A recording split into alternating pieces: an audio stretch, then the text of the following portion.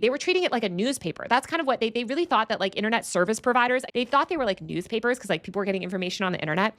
Section 230 basically, once the CompuServe and Prodigy stuff like passed, it created this perverse incentive where basically the internet would either be a free-for-all that nobody ever moderated a single piece of content, including illegal content, or it would be moderated the way that like traditional media was, which is what a lot of people wanted. When Section 230 passed, which was part of the Communications Decency Act, it was amidst of this moral panic about kids in the internet. And they were like, kids are going online and they're learning about gay people. We need to censor the entire internet. A Republican and Democratic senator came together to pass Section 230, which was just a little line. It's only 26 words long as part of the Communications Decency Act. It's what allows platforms to moderate content without being legally liable for absolutely everything you post. Because if we make platforms legally liable, everything will be moderated by AI. And I think that's really important. Like the AI thing is really important for people to understand, because a big part of why the Section 230 reform or revoking Section 230 is happening now is because the big tech companies want to revoke Section 230 because now they think, okay, actually, if we revoke Section 230, small platforms can no longer host user-generated content. We'll eliminate all the competition and we can mass censor everything with AI.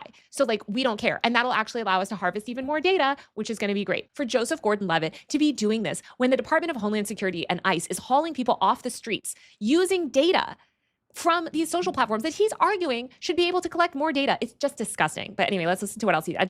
Today, the internet is dominated by a small handful of these gigantic businesses that are not at all neutral, but instead algorithmically amplify whatever gets the most attention and maximizes. Yeah, again, they're doing that through harvesting data. Are you out on the Hill arguing for data privacy? Are you out on Capitol Hill? By the way, I agree with him on this stuff, that he's right. He's right about the problem.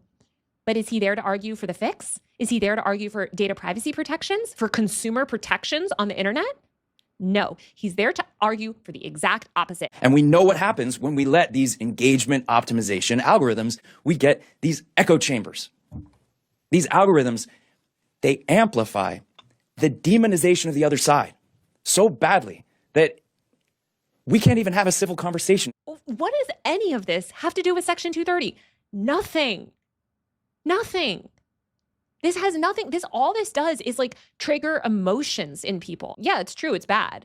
It's not related to Section 230, though. We all agree that we don't trust these big tech businesses and we don't like the influence they're having on our lives and the lives of our kids. This is what's so insidious, is that like they are co-opting the very real frustration that people feel with these massive tech companies. They are co-opting that to push mass surveillance laws. They are co-opting that to push censorship laws. This like energy that people have for good, smart regulation, and they're redirecting it into the Heritage Foundation's Tech Policy Project 2025 agenda.